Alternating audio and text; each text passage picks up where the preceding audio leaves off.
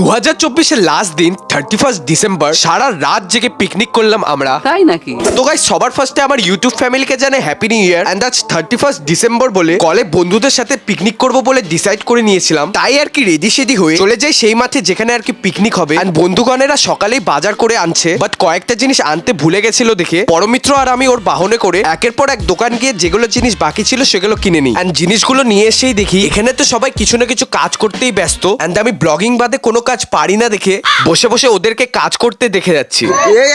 And আমাদের পিকনিকের item ছিল ভাত আর চিকেন কষা। তাই আর কি রান্না হতে হতে ফাইনালি 12টা বেজেই যায়। এন্ড আমাদের খাওয়ার আগে ডান্স শুরু।